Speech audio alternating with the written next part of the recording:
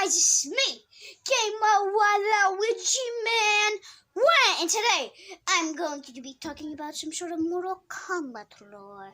Now this one might be uploaded a bit late, but before we even begin, I'd like to give out a huge shout out to hidden content on Pika Spray. Maybe when this video comes out, I might learn how to put a link in the description. I'll ask one of my helpers to put a link in the description to his channel. He's awesome. Hidden content is awesome. It's really cool. He's a really cool channel. He uncovered this mystery before. The topic is hidden Mortal Kombat characters. He already covered this, but I'm going to kind of aid on him and actually kind of help him, because he actually missed out on something. But still, huge shout out to him, and now let's get on with the video. Hi, I'm back again. So today is talking about a Mortal Kombat lore involving 5 of everyone's, well, technically 4 of everyone's favorite characters. But still, you have Reptile, the lizard, but in a ninja suit, Jade, the KK lady who has a bow staff, Smoke and his robot version, which we're gonna talk about at the end, near the end. And then we have Noob Saibot, which is probably literally the coolest character in all Mortal Kombat. Besides Striker, don't judge me, I will shoot you. So this story takes place back in MK1, where in a little version of the arcade cabinet. Okay, let's say this is the scenario. You're in an updated version of the arcade cabinet. A guy is in the background. You're playing as Liu Kang, and you're fighting Kano. Before the match even begins, a green version of Scorpion or Sub-Zero appears. And guess what? You're like, what the heck is happening? Who is that? And then he gives some sort of message, like one of them. Tipped Ed Fo Motab. And that's his bottom of the pit backwards. I will not say every of the clues, I'll just say how to fight him. And then, again, you can find those on Pika Spray's hidden content channel, so go ahead and check that out. But enough of Pika Spray. Or maybe not. So these are the conditions you must meet in order and yes, fitting, chameleon invisibility, green Scorpion, and Sub-Zero guy. And okay, just to be clear, some of these are dumb, and I will cover a few things in the NES version and the SNES version.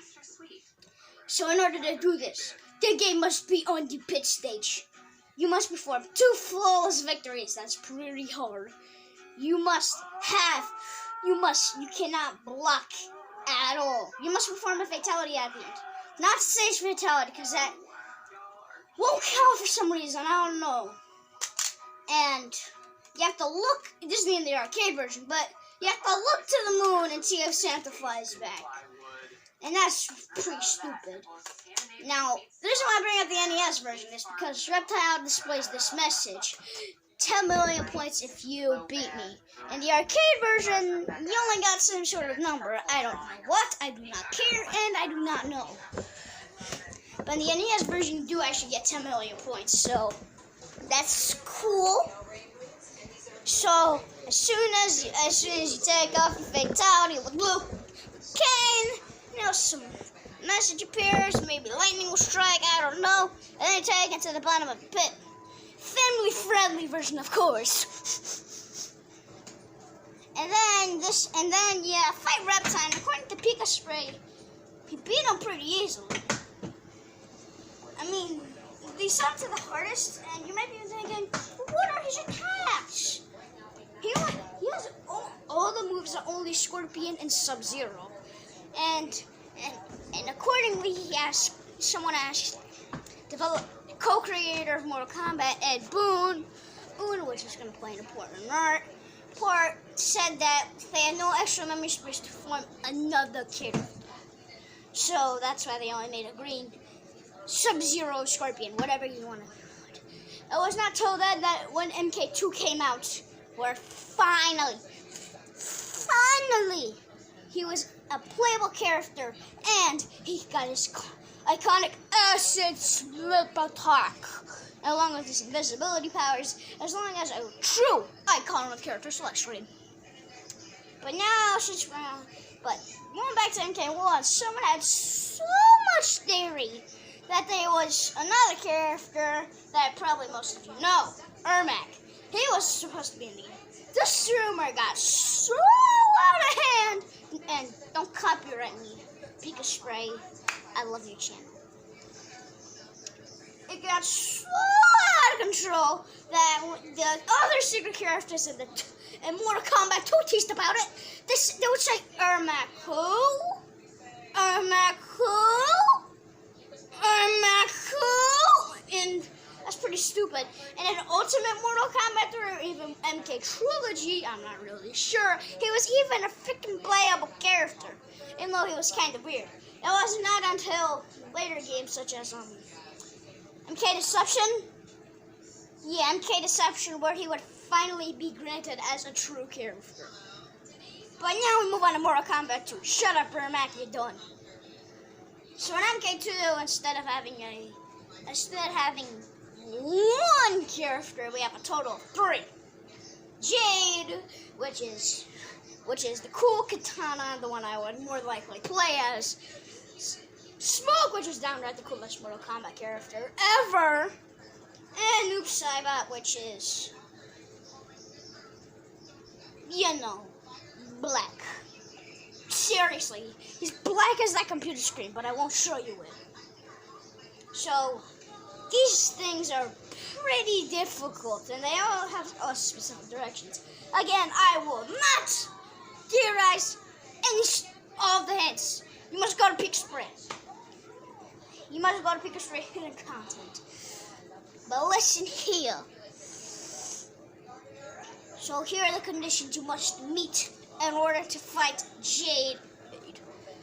You must, you know what, I don't really know. You have to be an entire round. You can't block, that's what I know. No, you have to pull off a flawless victory without blocking, and you can only use the low kick. Now, I'm not going to go into any of the clues, but there's one clue in a certain version that says Hornbuckle Who, and if you go to the pit stage, you see a guy in the background, not the guy on fire, aka Blaze, the other guy, the human guy that looks very strikingly resembling, that looks very close to Johnny Cage. It's not him, it's someone else apparently. It's done. Now listen. Okay, now on Pika's first channel, he already covered this, but from what I can see, this MK2 is pretty cheap. Now you might be thinking, wait, what does he mean cheap? I mean, when you play some sort of fighting game like Street Fighter, when you go up a boss like Akuma, they're pretty hard to beat because they just spam. Now in MK Advance is like that, but I want to show you how to do it in MK2. They don't react to what the character does on screen. They react to what you put in on the controller. So let's say this.